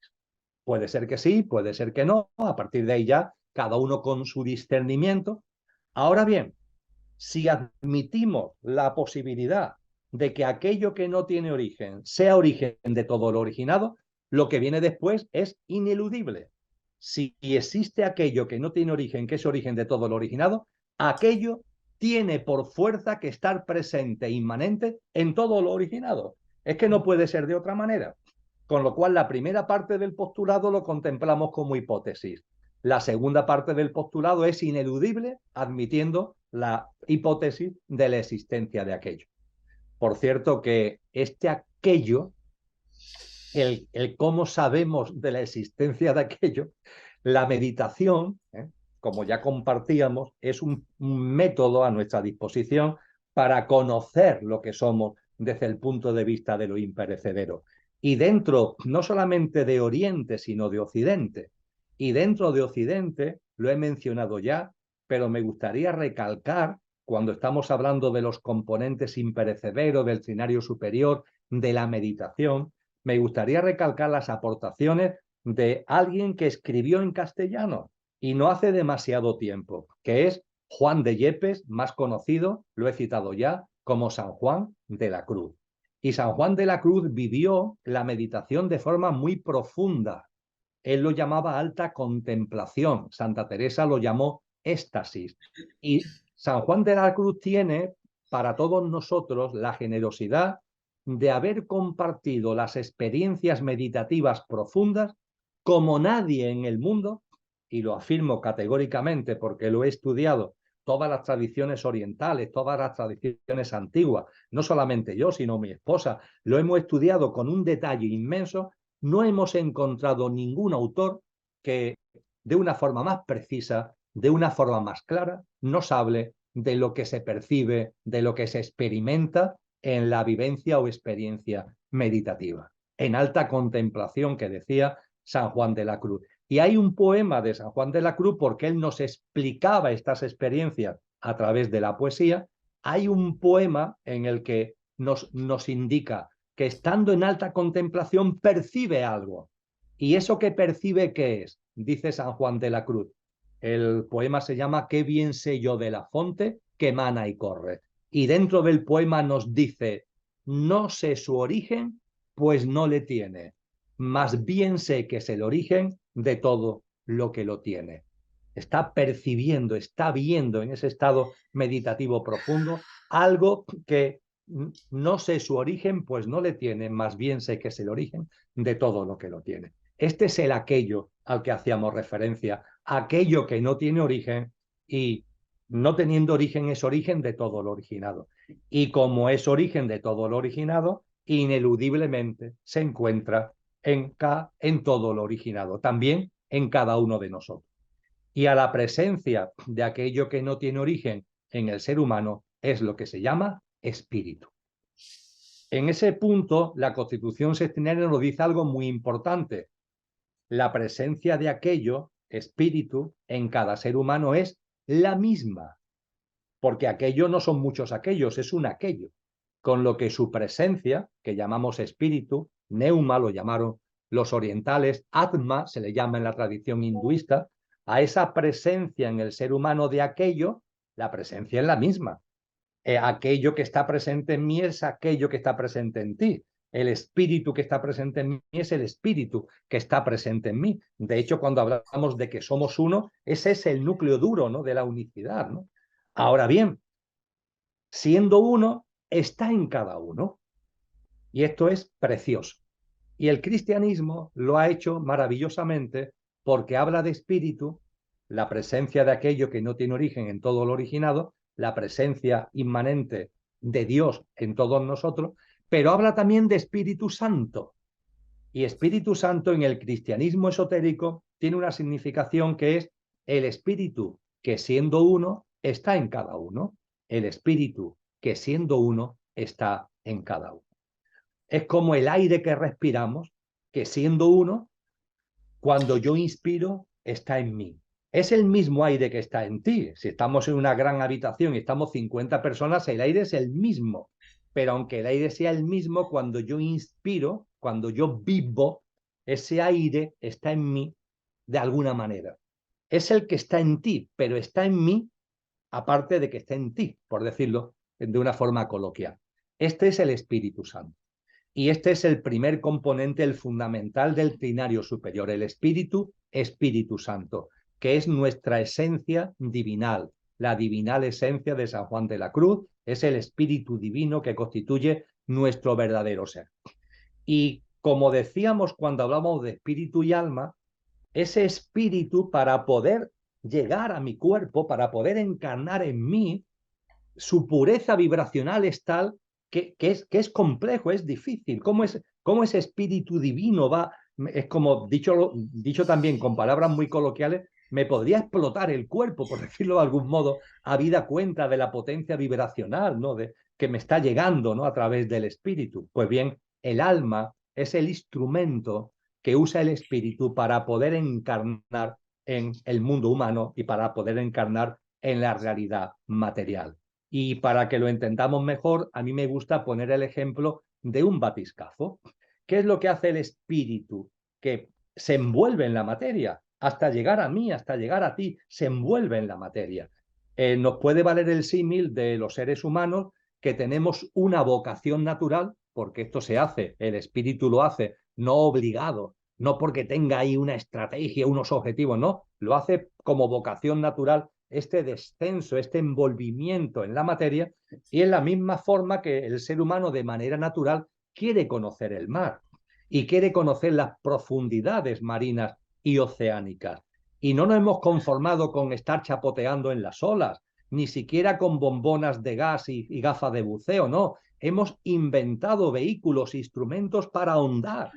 Y ahí tenemos los submarinos y los batiscafos y esas ondas, en las que el ser humano dentro puede bajar a 1000, 2000, 3000 kilómetros de profundidad en las profundidades marinas. Es una experiencia tremenda, ¿no? El envolvimiento que hacemos. Y lo hacemos de manera natural, como por vocación de experimentar, de conocer, ¿verdad? Pues el espíritu de la misma manera va bajando a las profundidades de la materia. Y el alma es el batiscafo, es el vehículo que utiliza el espíritu, igual que es el vehículo que yo utilizaría para poder bajar a 3000 metros de profundidad en las honduras oceánicas. Con lo que el alma queda descrita a modo de ejemplo como el vehículo, como el batiscafo que usa el espíritu para poderse envolver en la materia. Pero claro, si el espíritu es uno, aunque esté en cada uno, si el espíritu es uno, ¿cuántos batiscafos hay? Si el espíritu es uno, si el tripulante es uno, batiscafo solamente puede haber uno. Es decir, de hecho, alma solamente hay una, que es lo que se conoce como alma una, alma universal, en el lenguaje del yoga, en el lenguaje de la constitución sextenaria, en el lenguaje budista e hinduista, se conoce como buddhi, como lo búdico. El alma una o el alma universal, que es el batiscafo que usa el espíritu, que es uno, aunque esté en cada uno, Espíritu Santo, para adentrarse, para profundizar en las fosas abisales de la materia. Espíritu y alma una. Espíritu, atma, como también lo llama la Constitución Sextenaria, y buddhi, alma una o alma universal. Ahora bien, siendo el espíritu uno, está en cada uno, y ese alma universal, siendo una, tiene como terminales de conciencia que hacen que se hable de un tercer componente de la Constitución Sextenaria, que es el alma diferenciada o el alma individual. Es decir, en la Constitución Sextenaria, el trinario superior, su elemento superior, valga la redundancia, es el espíritu. Por debajo, el batiscafo, el alma una que utiliza el espíritu. Y en el seno del alma una aparecen las almas individualizadas o diferenciadas. ¿Cómo los sabios nos han explicado este hecho que desconcierta nuestra mente? Si hay un espíritu y hay un alma, ¿cómo es que se habla de que hay un alma que está encarnada en mí y un alma que está encarnada en ti y en el otro y en el otro? Y que cada una está viviendo sus propias experiencias y cada una tiene su camino en autoconsciencia, lo que Jesús llamó la lámpara de aceite y el nivel de aceite que hay en cada lámpara. La lámpara de aceite que Cristo Jesús nos habla en el capítulo 25 del Evangelio de Mateo es el alma, pero se nos dice que hay almas con mayor nivel de aceite, lámparas de aceite con mayor nivel de aceite y menos. Pero vamos a ver, si el espíritu es uno y el alma es una, ¿cómo es que ahora hay aquí en los seres humanos, en cada uno hay encarnado un alma que además tiene su propio camino? Tiene su propio camino experiencial, tiene su propio nivel de aceite conseguido a través de encarnaciones, conseguido a través de experiencias vitales. ¿Esto cómo casa? Pues bien, los sabios nos han dicho, fijaros en un árbol que tenga muchas hojas y daros cuenta que todas las hojas pertenecen al árbol, sin ningún tipo de duda. Pero perteneciendo al árbol, cada hoja tiene su propia experiencia. Podríamos decir que viendo un árbol, la savia que vivifica a todo el árbol es el espíritu. El árbol sería el alma y las hojas serían las almas individualizadas. Como he compartido hace un momento, tenemos que darnos cuenta, se nos pasa desapercibido, pero es algo precioso y es un milagro de la naturaleza, que cada hoja del árbol tiene su propia experiencia. Hay hojas que tienen una experiencia de sol que no tienen otras. Depende de dónde estén localizadas en el árbol, más arriba, más adentro. Si el sol hace este recorrido, las que están aquí tienen menos experiencia de sol que las que están en este lado del árbol, lógicamente. Pero también pasa no solamente con la experiencia del sol, pasa con la experiencia de lluvia, pasa con la experiencia de viento, pasa con la experiencia de pájaros que anidan o que no anidan, pasa con la experiencia de insectos. Es decir, hay multitud de factores que hacen que haya experiencias que tiene una hoja que no la tenga otra y que la que tenga la otra no la tienes tú. Cantidad de factores, con lo que el árbol es uno, pero cada hoja tiene su propia experiencia. Ciertamente, finalmente, todas las experiencias se integran en el árbol, pero cada hoja tiene su propio camino, cada hoja tiene su propia experiencia.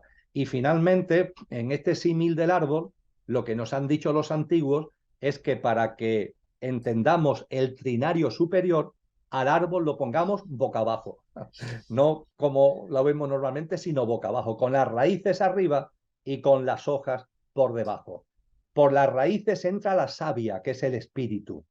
El batiscafo es todo el árbol y todo el árbol está vivificado por el espíritu. Pero en esta parte, en la parte inferior, en contacto con la materia, en contacto con los planos materiales, están las distintas hojas que cada una tiene su propia experiencia, con lo que en cada ser humano hay encarnada, se proyecta para encarnar un alma hoja, por decirlo de alguna forma, que es lo que llamamos el alma individualizada o el alma diferenciada. Y es así como se compone el trinario superior del ser humano. Espíritu, la savia, alma universal o alma una, el árbol, y las hojas del árbol, que serían el alma individualizada.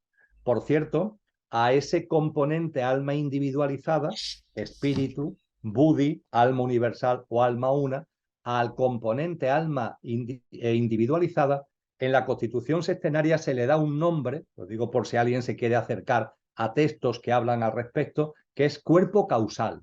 Cuerpo causal. ¿Por qué se le llama cuerpo causal? Por la causa-efecto. ¿Esto qué significa? Que hay que tener en cuenta que el alma tiene su propio camino de reencarnaciones. Y el alma trae consigo relaciones de causa y efecto, de ahí lo de causal, relaciones de causa y efecto de vidas anteriores. Es lo que la tradición oriental llama el karma. Es decir, cuando vivimos una vida, puede ser que haya sucesos en la vida que tengan tal intensidad que me acompañan a la siguiente vida. Sean experiencias de baja vibración o de alta vibración, karma positivo, karma negativo. Ese karma que acompaña al alma en su proceso de encarnaciones para que recordemos que el alma trae lo que el alma es, pero además como la cola de un cometa, ¿no? Trae consigo el karma, es por lo que en constitución sextenaria al alma diferenciada se le llama cuerpo causal.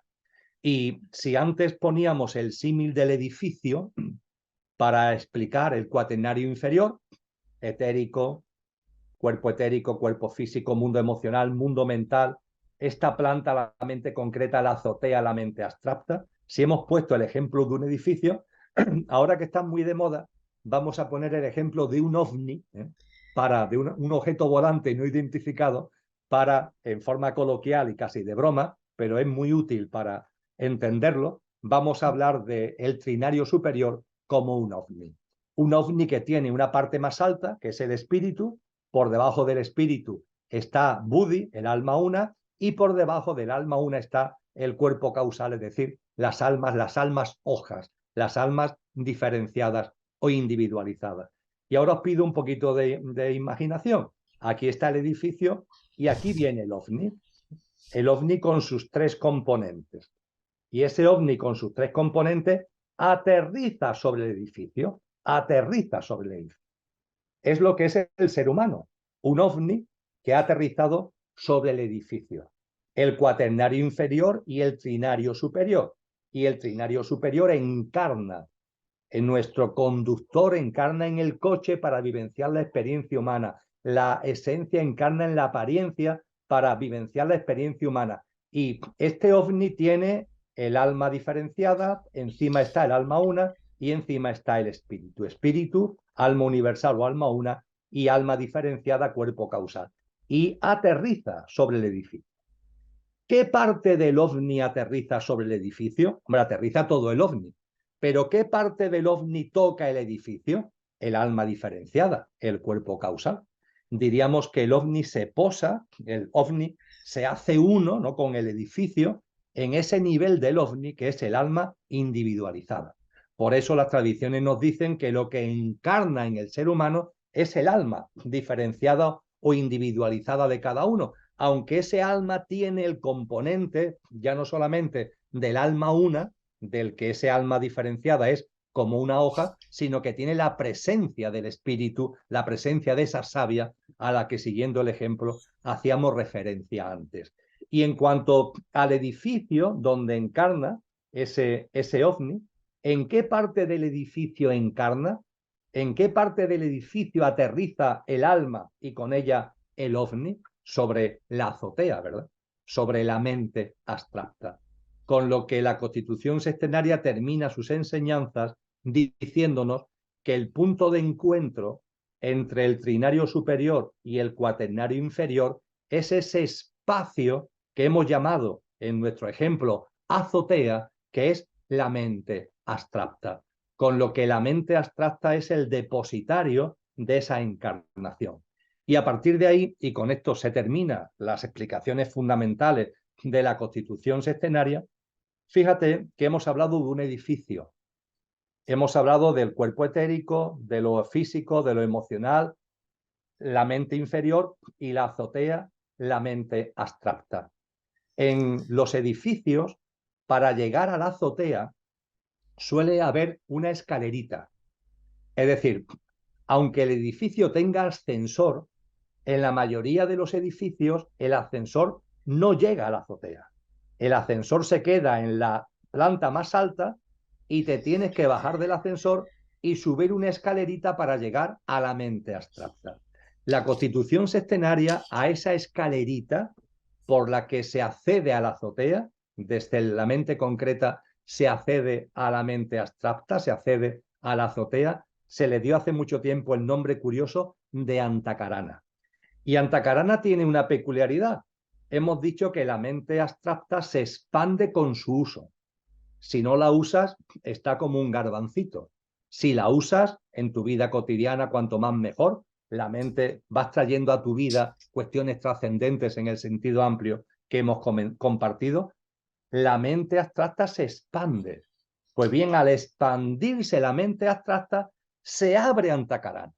Esa escalera que hay entre la mente concreta y la mente abstracta, entre la planta alta y la azotea, esa escalera que puede estar como en un embrioncito si tú no usas la mente abstracta, cuando usas y por tanto se expande la mente abstracta, al expandirse la mente abstracta se abre la escalera. La escalera no está como un garbancito, sino que se abre como un gran puente.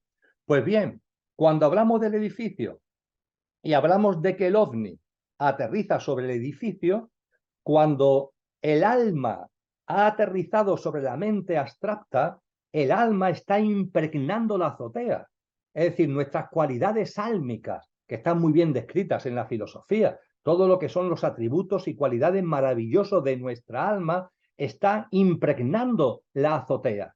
Pero claro, si la azotea, que es tu mente abstracta, la tienes reducida al mínimo porque no traes lo trascendente a tu vida, esas cualidades álmicas no van a empapar el edificio.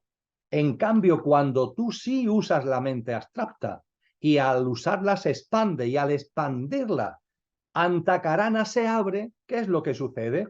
Que como Antakarana se ha abierto, la escalera se ha abierto, las cualidades álmicas empiezan a empapar el edificio, empiezan a empapar el edificio.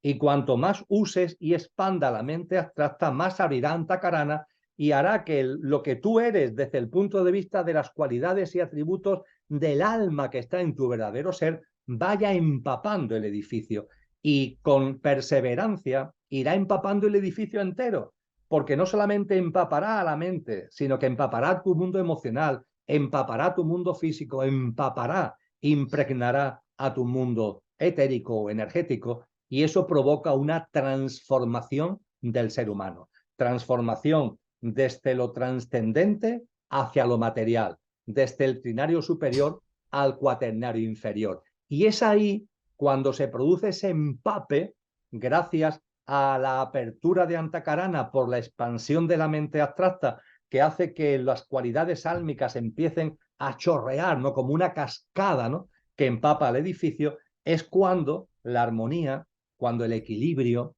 cuando la calidad de los componentes perecederos del ser humano, etérico, físico, emocional y mental, van alcanzando su máximo desarrollo. Con lo que la Constitución Sextenaria nos termina, por tanto, enseñando que está todo ligado, como decíamos antes, y que el mayor desarrollo que puede tener un ser humano en su conjunto es precisamente cuando, sabiendo que tenemos una parte imperecedera y una parte perecedera, en nuestra vida no estamos todo el día en clave mente concreta, en clave ahí aferrados a lo ordinario, a lo rutinario, sino que no, tenemos otra visión distinta, nos vamos abriendo a otras cuestiones trascendentes y ahí está la clave del desarrollo espiritual, ahí está la clave de la expansión de la conciencia. Todo esto expresado de una forma muy breve, muy coloquial, son enseñanzas, las enseñanzas fundamentales que nos hace esa maravillosa rama de la ciencia del yoga, que es la constitución sextenaria del ser humano. Absolutamente fascinante. Bueno, yo ya conocía un poco de cómo lo habías explicado también en presencial. Es fascinante. O sea, es que no tengo nada que decir.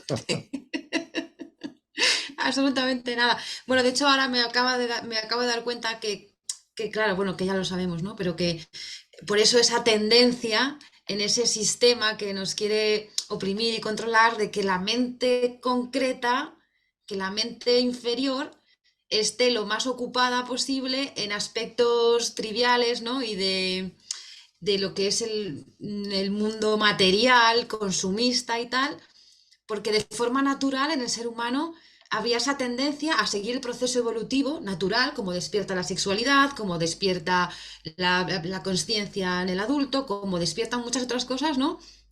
Lo natural es que suceda eso, es la forma de la vida del ser humano. Entonces hay esa tendencia a bloquear constantemente esa apertura a lo abstracto para que estemos ahí, sigamos ahí como encerrados, ¿no? En la mente Continuamente, pequeña. continuamente, Patricia, nos quieren distraídos, Exacto. entretenidos, ¿eh? en el ámbito de lo material. La cantidad, Claro, los medios de comunicación, tiene los sentido. flujos sociales, ¿no? Es un bombardeo continuo para que estemos pendientes de lo doméstico, de lo cotidiano, y no haya sitio en nuestra vida para lo trascendente, hasta el punto de que para muchos lo trascendente no existe, es una imbecilidad, ¿no? Es un invento, ¿no? Hasta ahí se puede llegar. Es lo que Friedrich Nietzsche llamó el matar a Dios, ¿no? Una sociedad que mata a Dios es una sociedad que expulsa lo trascendente. Y una vez que tú has expulsado lo trascendente, los problemas se agravan, claro, porque si tú no ves el ovni que hay en ti y te quedas en el cuaternario inferior, tu vida termina con el fallecimiento físico. Con lo cual, toda tu vida consiste en que a ver si puedo vivir unos poquitos más de años. Y esto nos lleva a todo lo que tiene que ver con el transhumanismo, ¿no? Que es ese intento tremendo de vivir un poquito más a costa de lo que sea y más, porque no percibes que en ti hay algo que es lo más verdadero, porque es imperecedero, que es inmortal, que ya es inmortal. Por supuesto que yo tengo, no digo que yo no quiera vivir como Emilio más tiempo, ¿eh? Por supuesto que sí, cuanto más tiempo mejor, pero ahora bien, sin ofuscarme, porque sé que Emilio es una personalidad pasajera de lo que verdaderamente soy, que es inmortal. El transhumanismo, todas estas influencias que tú comentas y que yo también estoy subrayando, nos convierten en infrahumanos. ¿Por qué? Porque estamos olvidándonos de una parte de nuestro ser humano. Estamos olvidando el trinario superior, estamos encapsulándonos en unos componentes y olvidando otros componentes que para colmo son los imperecederos, con lo que todas estas influencias nos llevan a convertirnos no en seres humanos más evolucionados, como nos quieren decir, no, mentira, nos convierten en seres infrahumanos porque estamos olvidando la parte esencial de lo que realmente son. ¿Crees que hay algún propósito desde la parte de nuestra, de espíritu, de que aunque no se active la mente abstracta, haya alguna funcionalidad para el espíritu? Igualmente, es decir, se hace algo, aunque vivamos desde una mente, como, quiero decirlo bien, la mente funcional, le llamo yo, no, la mente concreta, perdón, la mente concreta, aunque no se abra la mente abstracta, ¿hay algún destino, alguna utilidad para el espíritu de que pase eso? Claro, el espíritu está presente en nosotros a través del alma, ¿no? A través del alma hoja, la savia que está presente en nosotros a través del alma hoja. Y cuando el alma hoja encarna con el espíritu ahí, inmanente, presente, como savia, no lo hace por casualidad. Es decir, el alma no se proyecta para encarnar, para perder el tiempo. Con lo que incluso en las personas que tienen, vamos a decirle así, están más aferrados a lo material, el alma tiene una función. Y esa función consiste en influir de alguna manera. No lo puede hacer a través de la mente abstracta porque no se está usando. No se puede hacer a través de la apertura antacarana porque no se está abriendo, ¿no? De la forma que hemos antes compartido. Entonces, el alma, ¿qué hace para que esa persona que está aferrado a lo material, de algún modo, algo ocurra en esa persona, haya un clic que de alguna forma pueda saltar, que de alguna forma pueda empezar a plantearse cosas trascendentes que hasta ahora nunca se ha planteado? Pues bien, para ello el alma utiliza dos vías, Patricia, dos vías. Una vía minoritaria, porque le afecta a menos personas, y una vía mayoritaria que le afecta a muchas personas. La vía minoritaria es la vía del éxito. Es decir, personas que alcanzan mucho éxito profesional, personal, económico, y que en ese éxito se dan cuenta de que hay un vacío existencial. Oye, todo lo que me proponía lo estoy ya consiguiendo, pero sin embargo hay algo en mí que me dice, esto no es, tiene que haber otra cosa. Esto es minoritario, pero en el presente y a lo largo de la historia ha habido seres humanos que han salido del puro materialismo porque habiendo triunfado en ese materialismo, hay un vacío interior que los lleva a reaccionar. Esta es la experiencia minoritaria. Pero hay una experiencia mayoritaria que el alma utiliza masivamente, que son las noches oscuras. no el éxito, sino la noche oscura. ¿La noche oscura qué es? Bueno, el menú de noche oscuras es enorme, ¿verdad? Fallecimiento de seres queridos, enfermedades graves tuyas o de seres queridos, graves problemas económicos, rupturas traumáticas de pareja, etcétera, etcétera, etcétera. Pues bien, esas noches oscuras, desde el punto de vista álmico, tienen un sentido, porque es una oportunidad para que la persona se empiece a preguntar y a plantear cosas que antes nunca se habían preguntado. Yo esto lo he vivido en muchos casos, Patricia, a través de los retiros, a través de los encuentros con tanta gente, por ejemplo, con el fallecimiento de seres queridos. Una persona que nunca se ha planteado nada de trascendente, pero que ahora se le muere un ser querido. E inevitablemente surge la pregunta que nunca antes le había interesado, que nunca antes había planteado. ¿Habrá vida más allá de la vida? ¿Todo termina aquí? ¿O habrá algo? Y claro, el dolor que tiene por el fallecimiento del ser querido le lleva a plantearse esa pregunta que antes no se había planteado. Y a partir de ahí, yo he podido comprobar que se preguntan cosas que antes no se preguntaban, se plantean temas y asuntos que antes no se planteaban, se acercan a gente que antes nunca se hubieran acercado, ven vídeos y películas que antes nunca hubieran visto, leen libros que antes nunca hubieran leído, y claro, a través de estos diálogos con otros, a través de estas preguntas y estos temas que se plantean, a través de estos vídeos, películas y libros, esa persona que está motivada por el dolor, ¿qué es lo que está haciendo aunque no lo sepa? Está usando la mente abstracta quizá por primera vez en su vida. Y gracias al uso de la mente abstracta, que lo va a seguir haciendo porque ese dolor de alguna forma lo motiva a seguirlo haciendo, la mente abstracta se va expandiendo y se pone en marcha el proceso, que hay un momento determinado, yo esto lo he vivido tantas veces, Patricia, en donde personas que no querían saber nada de la vida más allá de la muerte, nada trascendente, pero que viven la experiencia del fallecimiento de un ser querido. Y a partir de ahí me preguntan, oye Emilio, tú que dices que la muerte no existe, ¿hay algún vídeo que me aconsejes, alguna película, algún libro? Bueno, y yo modestamente le aconsejo lo que puedo, pero yo sé que esto es un proceso, esto no es un tema de una semana o de medio año, esto es un proceso. Pero ¿cuántas veces he vivido yo el hecho de que esa persona, han pasado ya incluso años, me llame y me dice, Emilio, quiero que me explique cuántas veces me has dicho tú a mí que la muerte no existe, que la muerte es un imposible, que la vida es un continuum, que la muerte es un fantasma de la imaginación. Y yo eso no lo veía. Y ahora, sin embargo, ayer por la tarde lo vi. Ayer por la tarde, Emilio, me di cuenta y me quedo sorprendido o sorprendida, en muchos casos son mujeres, me quedo sorprendido o sorprendida de cómo ahora lo veo y antes no lo veía. Y entonces digo, mira, vamos a quedar porque te tengo que explicar la constitución centenaria del ser humano. Y a partir de ahí hablamos del edificio, hablamos del ovni, hablamos de que sin darse cuenta ha estado usando y expandiendo la mente abstracta, Antacarana se ha abierto y la lluvia, el Exactamente. agua, la cascada que está cayendo desde su alma con la savia del espíritu, le ha abierto por fin el discernimiento. Y ahora ve lo que antes no veía. Exacto, y que no tengamos que recurrir a esas experiencias de sufrimiento o de noches oscuras o de éxito o de que de repente tengamos una mente muy lúcida con discernimiento natural, simplemente no, sería como el uso constante, incansable de la mente abstracta en el día a día. Y es sin esperar que sea para que nos pase eso, para que pase eso, ¿no? Simplemente porque es nuestra labor, es lo único que está en nuestra mano, ¿no? Es decir, pues Y todo lo que pueda, mente disfrutándolo, abstracta. Patricia, es que leer, o por lo menos para mí o para ti, por lo que estoy viendo, ¿no? Leer un libro sobre el universo es una gozada, Son no es fotos algo del que yo lo Hubble. pase mal.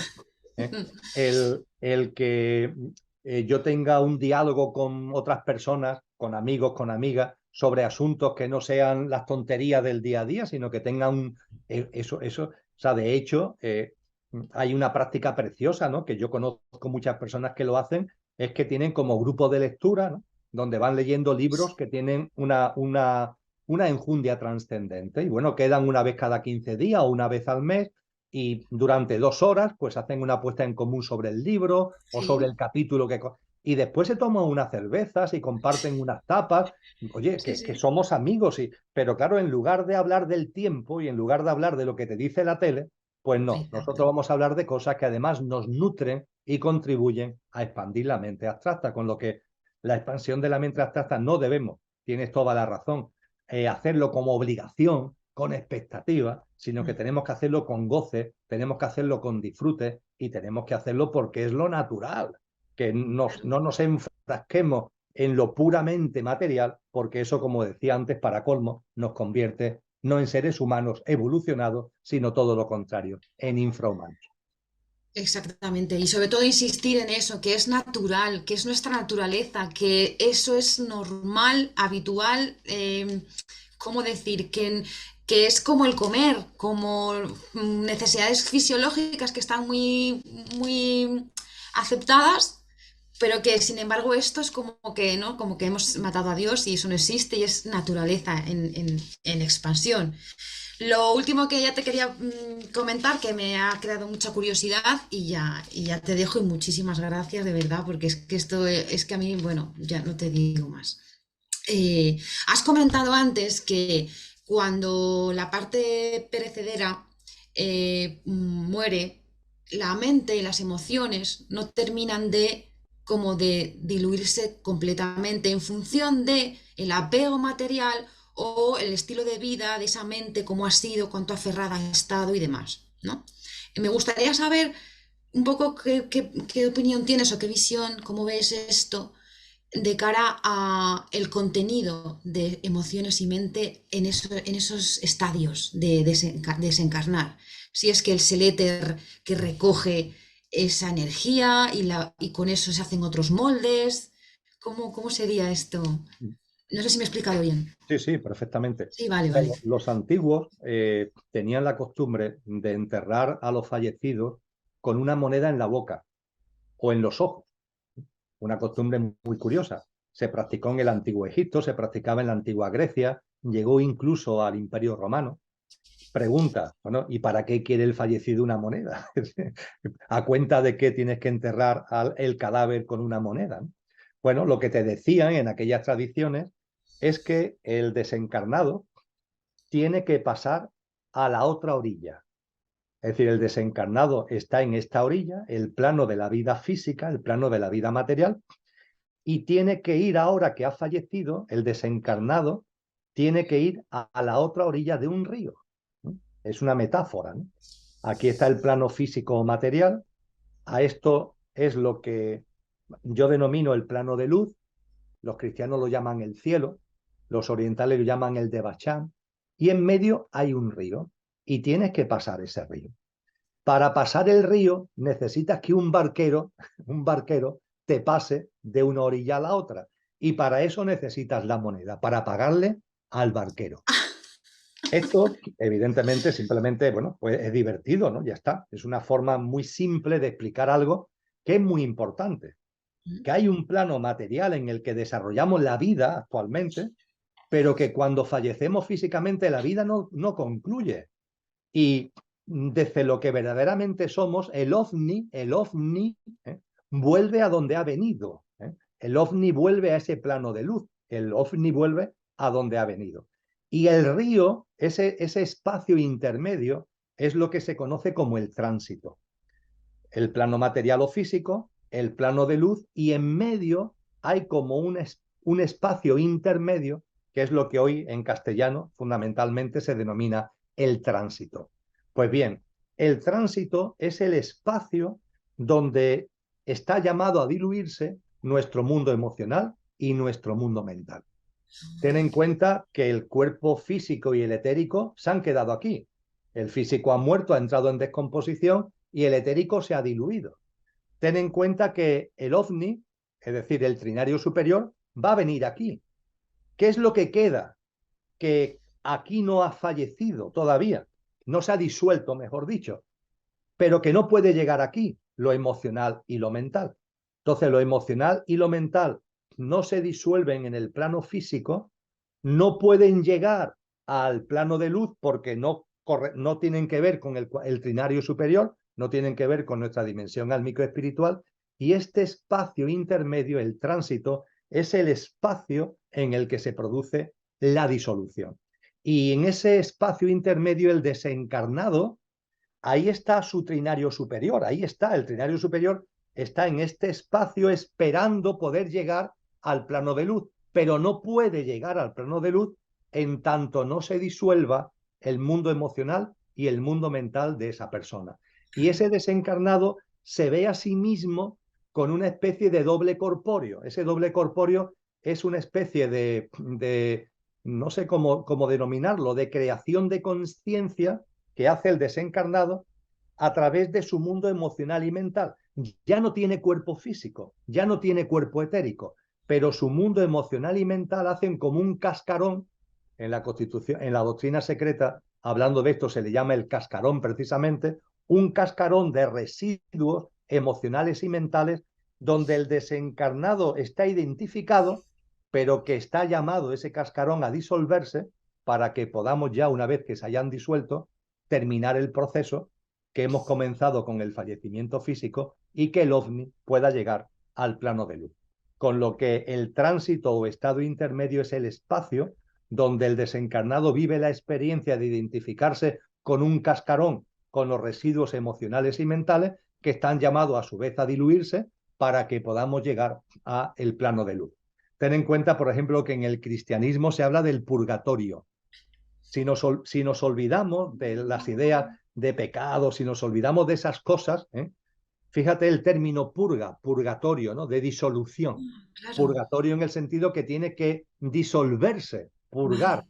disolver lo emocional y lo mental. Nos olvidamos de lo de castigo. Aquí no hay nadie que nos enjuicie, somos nosotros con nosotros mismos. Todo el Mm. proceso evolutivo tiene que ver con nuestra propia autorresponsabilidad, pero es muy curioso el nombre de purgatorio. Y también es curioso el nombre de infierno, que los orientales lo llaman aviche. Y es que este proceso en el tránsito de disolución de lo emocional y lo mental, si hemos tenido una vida muy materialista, muy egoica, muy egocéntrica, este proceso se puede hacer muy lento. Es a eso a lo que se llama infierno. Es a eso a lo que se llama aviche.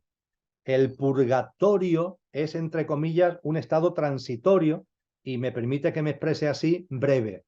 Ahora, cuando debido a que los residuos mentales y emocionales, por la vida que hemos llevado, no por casualidad, por la vida que hemos llevado, son muy densos, se alarga en el tiempo. Es a eso a lo que las tradiciones denominan infierno o denominan aviche. Hasta que no quede completamente liquidado todo ese contenido mental y emocional, no se produce el tránsito, se tiene que purgar, limpiar, disolver. Efectivamente. O sea Mira, que cuando nos... Perdón. cuando vemos los lanzamientos de cohetes, los cohetes de la Sí, NASA, ¿no? me El gusta cohete mucho sale, eso. ¿no? Y poco a Sí. poco tiene que ir soltando componentes, ¿verdad? Y para Mm, llegar al espacio exterior nada más que llega una parte. mm. Y antes de llegar al espacio exterior has tenido que soltar, ¿no? Entonces lo físico, lo etérico se suelta inmediatamente. Nada más que se produce el fallecimiento físico, el cohete despega con el fallecimiento físico, el desencarnado despega y lo etérico y lo físico se desprende rápidamente. Ahora, lo emocional y lo mental no. Ahí están en proceso de disolución. Y hasta que no se disuelva, la nave, volvemos al ejemplo del ovni, no puede llegar al espacio exterior, no puede llegar al plano de luz. Es lo que se dice que eso siempre está esperando hasta que uno esté preparado para eso y que es un amor que siempre está ahí esperando sin prisa y sin tiempo y sin nada.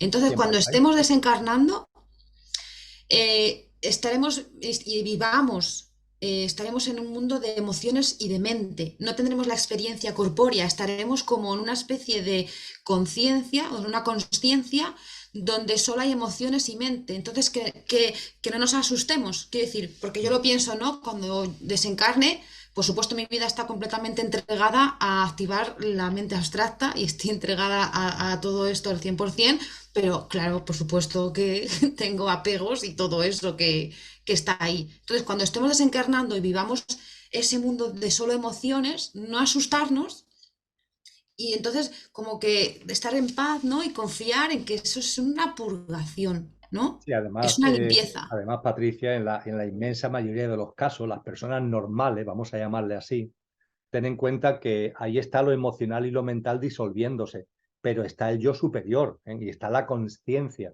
Quiero decirte con esto que aunque pueda durar algunos días ese proceso, hay una conciencia de lo que está ocurriendo, pero que es una conciencia, podemos denominarla así, placentera. Hay una Vigilante, es, vigilando. eso es lo que se narra en tantas experiencias cercanas a la muerte, ¿no? Que sales de tu cuerpo físico y hay algo que tiene ahí una presencia, hay algo que tiene ahí una conciencia, hasta que no se disuelva lo emocional y lo mental, no vas a llegar al famoso túnel de luz, que es el que te abre las puertas del plano de luz, pero mientras tanto estás viviendo experiencias que, como tu mundo emocional y mental no está muy densificado, son experiencias que se desenvuelven con rapidez y que además son muy oportunas. Por ejemplo, se nos dice que estando en el tránsito, sin que tu mundo emocional y mental esté muy densificado, pero está en proceso de disolución, ves tu vida pasada anterior por completo, ¿no? Tienes la experiencia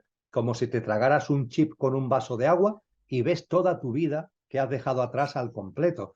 Y puedes percibir la verdad de tu vida, en el sentido que puedes ver que todo tuvo su sentido y que cuando una puerta se cierra es para que se abre otra, ¿no? Entonces eso al desencarnado, que le está aportando paz, no le está aportando tensión, le está aportando paz.